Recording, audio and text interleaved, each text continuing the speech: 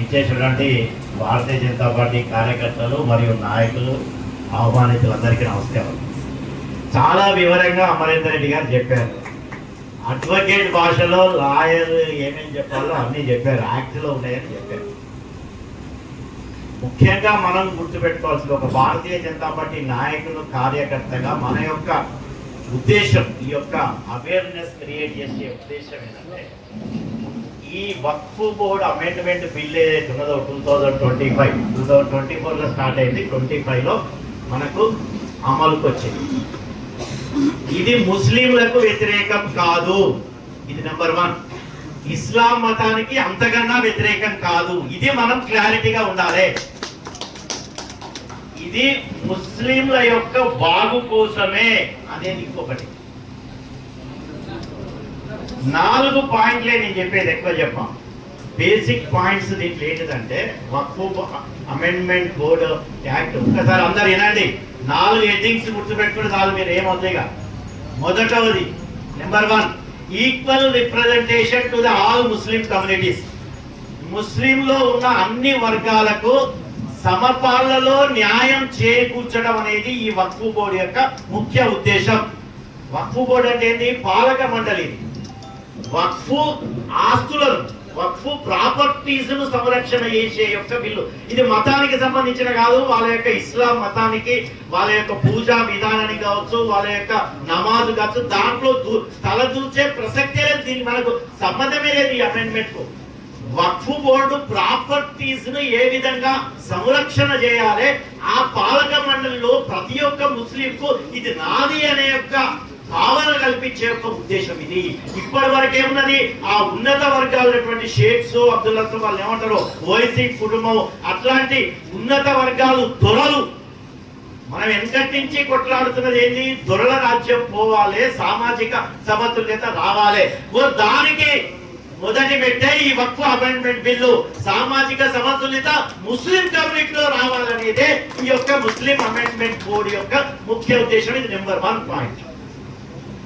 రెండవ point, robust mechanism to alleviate the litigation or to facilitate the litigation process. ఇది రెండోది. ఏది? ఇంతకుముందు అమరేందర్ రెడ్డి గారు దీని మీద బాగా చెప్పారు. ఈ యొక్క వక్ఫ్ ప్రాపర్టీస్ మీద ఎన్నో లిటిగేషన్స్ ఉన్నాయి, 1000 లక్షల లిటిగేషన్స్ ఉన్నాయి. వారు నెంబర్తో సహా చెప్పారు, నేను అలా ఓదలుచుకోలేదు. వాటిని త్వరితగత పరిష్కారం చేయడానికి న్యాయబద్ధమైనటువంటి పరిష్కారం చేసే యొక్క ముఖ్య ఉద్దేశం. ఇది రెండో పాయింట్.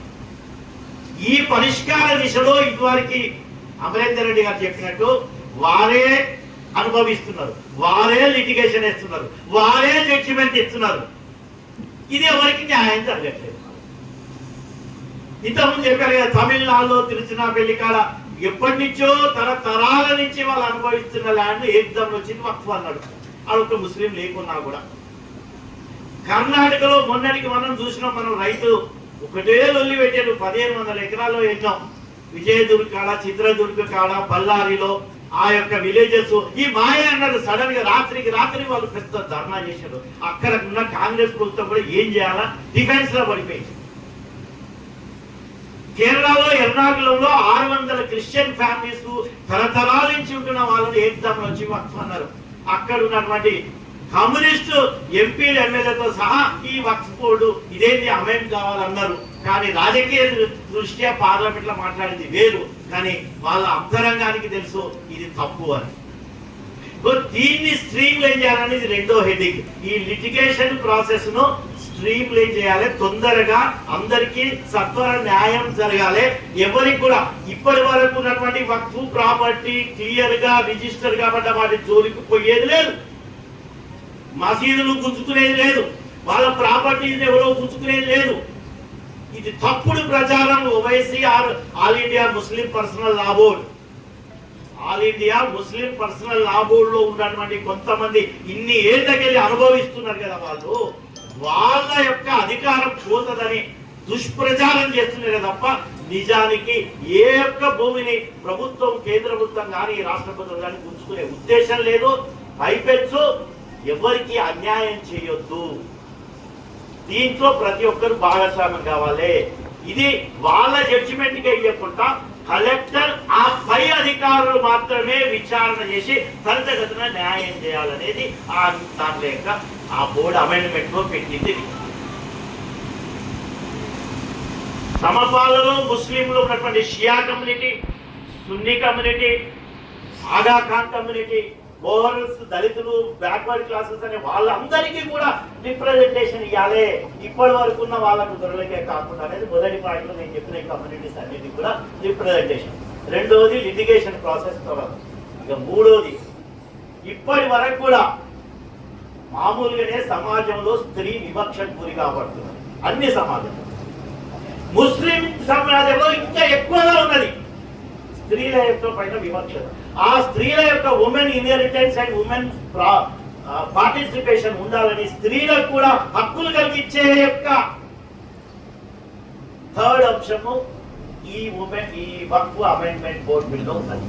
కాబట్టి స్త్రీలు చాలా చాలా సంతోషంగా ఉన్నారు, ముస్లిం మహిళలు చాలా సంతోషంగా ఉన్నారు. ఈ యొక్క అమెండ్మెంట్ ఈ వాళ్ళకు కూడా పార్టిసిపేషన్ దొరుకుతుంది, మా యొక్క హక్కులను కూడా తెలియపరిచే యొక్క అవకాశం దీంట్లో ఇచ్చింది. పాలక మండలిలో మమ్మల్ని కూడా సభ్యులుగా చేస్తున్నారు. వాళ్ళ యొక్క ఎన్నో యొక్క ప్రాబ్లమ్స్ దీంట్లో సాల్వ్ అవుతుందని వాళ్ళని కూడా పెట్టింది. ఒకటే ఏంటంటే మన సుప్రీంకోర్టులో వాళ్ళు పెట్టింది ఏంటంటే పర్సనల్ లా బోర్డు కావచ్చు, ఆ పిటిషన్ ఇచ్చిన వాళ్ళు నాన్ ముస్లిమ్స్ ఇద్దరే, మెజారిటీ మళ్ళీ ముస్లిమ్సే దాంట్లో ఆ బోర్డులో. ఒక ఇద్దరు నాన్ ముస్లిమ్స్ ను ఆ బోర్డులో, వక్ఫ్ బోర్డులో ఇద్దరిని పాలక మండలిలో పెట్టే అంశం మీద సుప్రీంకోర్టు క్వశ్చన్ వేసింది. మీ దేవాలయ బోర్డులలో మరి ఇతర మతస్థులకు స్థానం ఉన్నదా అంటే ఆల్ ఇండియా లెవెల్లో ఎక్కడైనా హిందూ దేవాలయ కమిటీ బోర్డు ఉన్నదా? ఇంతకుముందే మనం అనుకున్నాం లేదని. అది ప్రభుత్వ తరఫున నడుస్తున్నటువంటి ఆ ట్రస్టులు కావు. ఇంకొకటి, ఈ వక్ఫ్లో కూడా ఏదైతే ట్రస్టులో ఉన్నారో ట్రస్టుకు దాని జోలికి పోవట్లేదు ఎవరు కూడా. పైపెచ్చు ప్రతి ట్రస్ట్ ఎవరైతే వక్ఫ్ బోర్డుతో అనుసంధానమైన వరకు ఇదివరకు 7% యాన్యువల్ కాంట్రిబ్యూషన్ ఇవ్వాలని వక్ఫ్ బోర్డు. దాన్ని ఇంకా పైపెచ్చు తగ్గించిన మనం 5% చేసినాం దీంట్లో వక్ఫ్ అమెండ్ బోర్డులో. ఎందుకంటే అదే ట్రస్ట్ ఇంకా ఎక్కువ సేవా కార్యక్రమాలు మీరు చేసుకోండి అని యాన్యువల్ కాంట్రిబ్యూషన్ 7% ఇచ్చేది 5% చేయించినాం మనం అమెండ్మెంట్ లో. మనం ఇంకా ప్రోత్సహిస్తున్నాం వాళ్ళ యొక్క సేవా కార్యక్రమాలకు. ఇది తప్పుడు ప్రచారం మాత్రమే మనం గుర్తు చేసుకోవాలి. That is third point, women participation. The fourth point ఏంటంటే ఏవేవైతే వక్ఫ్కు నిజంగా రిజిస్టర్ అయ్యి వక్ఫ్ ప్రాపర్టీస్ ఉన్నాయో 6 నెలల లోపల వాళ్ళందరూ కూడా సమాచారం ఇచ్చేసి డిజిటలైజ్ చేయాలి, ప్రతిదీ కూడా క్రోడీకరించాలి, కంప్యూటరైజ్ కావాలి అని 6 నెలల వ్యవధి ఇచ్చింది. ఇప్పుడు దాని మీద కూడా మనం ఇప్పుడు సుప్రీంకోర్టు వేసిన ప్రశ్న, దీని మీద కూడా 6 నెలల లోపలనే ఎట్లా అనేది అది కూడా ఒకటి ఇప్పుడు డిస్కషన్ లో ఉన్నది judicial. But these are the 4 points. Equal representation to the all communities of the Muslims. Headline చెప్తున్నాం. వక్ఫ్ ప్రాపర్టీస్ యొక్క రిజిస్ట్రేషన్ కానీ, డిజిటలైజేషన్ కానీ, దీంట్లో ఇన్వాల్వ్ అయ్యేది కానీ, తీర్పులను కానీ, ఈ యొక్క అడ్జుడికేషన్ కానీ, వీటన్నిటికీ కలెక్టర్ ఆ పై అధికారులు వాళ్ళకి మాత్రమే అధికారం ఇవ్వాల్సింది. ఏదో చిన్నగా క్లర్కో లేకపోతే ఆ స్టేనోనో వాళ్ళు కాదు దీంట్లో తలదూర్చేది. సో కాబట్టి 4 headings: equal representation to all Muslim communities, రెండవది robust mechanism to solve the litigation process as early as possible judiciously. Number 3rd is the equal representation to the women's participation and women inheritance. The 4th is the digitalization of all these properties. So ఈ 4 headings మనం తెలుసుకొని, ఈ 4 headings నేను చెప్పినటువంటి కొన్ని points చెప్పినా brief గా ఉండాలని. అంతేకంటే ఇంత కథ మీకు చదివించాలంటే నాకు పోరే, మీకు వినడానికి కూడా పోరే, చాలా పాయింట్స్ ఉన్నాయి దాంట్లో కొన్ని. బట్ ఈ 4 హెడ్డింగ్స్ కోసమే మనము ఈ యొక్క వక్ఫ్ బోర్డు అమెండ్మెంట్ మీరు గుర్తుపెట్టుకొని మనము ఈ యొక్క కేంద్ర ప్రభుత్వం కానీ, ఎన్డీఏ కానీ, బీజేపీ కానీ ఎవరు కూడా ముస్లింలకు వ్యతిరేకం కాదు, ఇస్లాంకు వ్యతిరేకం కాదు. వాళ్ళ యొక్క ప్రార్థన విషయంలో మనం జోలికి పోవట్లేదు, ప్రభుత్వం పోవట్లేదు, ఎవరికి ఆ ఇంటెన్షన్ కూడా లేదు. వాటిని పైపెచ్చు సంరక్షణ చేస్తాం, వాటిని ఇంకా అభివృద్ధి. అరే నిజంగా మీరు వక్ఫ్ బోర్డు ఇవ్వాలి కాదు కదా, 1935లో స్టార్ట్ చేసింది, 1955లో మళ్ళీ ఒక చట్టం అయింది, 1990లో అమెండ్మెంట్ చేసిండ్రు, మీరు 2013లో కూడా కొద్దిగా అమెండ్మెంట్ చేశారు. మరి ఇన్ని దీంట్లో అమెండ్మెంట్ చేసుకుంటూ వచ్చారు కదా, పేద ముస్లింలు ఎందుకు ఇంకా పేదలాగానే ఉన్నారు? దీనికి జవాబు చెప్తారా? ఇప్పటి వరకు ఈ all India Muslim personal law board జవాబు చెప్తుందా? మేము కమిటెడ్ ఉన్నాం, మా ఎన్డీఏ ప్రభుత్వం కమిటెడ్ గా ఉన్నది. నిజంగా పేద ముస్లిం వర్గాల అభ్యున్నతి కోసం పాటుపడే యొక్క ప్రభుత్వం ఎన్డీఏ ప్రభుత్వం, భారతీయ జనతా పార్టీ ప్రభుత్వం కేంద్రంలో ఉన్నదని మనం ఒక్క నుంచి చెప్పాల్సిన బాధ్యత మన మీద ఉన్నది. సబ్కా సాత్, సబ్కా వికాస్, సబ్కా విశ్వాస్, సబ్కా ప్రయాస్, ఈ 4 స్లోగన్ల మీదనే ఎన్డీఏ ప్రభుత్వం నడుస్తున్నదని ప్రధానమంత్రి నరేంద్ర మోడీ గారి యొక్క ఆధ్వర్యంలో మనము నిజమైనటువంటి పేద ముస్లిం యొక్క అభ్యున్నతి కోసం, నిజమైనటువంటి క్షేమం కోసం తీసుకొచ్చినటువంటి అమెండ్మెంట్ బిల్ ఇది. ఇది రాజకీయాల కోసం కాదు. రాజకీయాలను పక్కన పెట్టండి. కాంగ్రెస్ కు ముఖ్యంగా వార్నింగ్ ఇస్తున్నాం మనం, మీరు రాజకీయాలు దీనికి చొప్పించకండి. నిజంగా మీకు ముస్లింల మీద ప్రేమ ఉంటే దీన్ని సమర్థించండి. All India Muslim personal law board నిజంగా మీ కమ్యూనిటీలో ఉన్న పేదవాళ్ళ అభ్యున్నతి కోసం మీరు కనుక నిజమైన చిత్తశుద్ధితో ఉంటే దీన్ని బేషరతుగా మీరు ఆమోదించండి, సమర్థించండి, అంతేకాని విమర్శించకండి. మీకు చేత కాకపోతే చూసుకుంటుండండి, భవిష్యత్తు తరాలు చెప్తాయి ఎంత అభివృద్ధి చెందుతుందో. ఎందుకు పేద ముస్లిం పేదగానే ఉంటున్నాడు?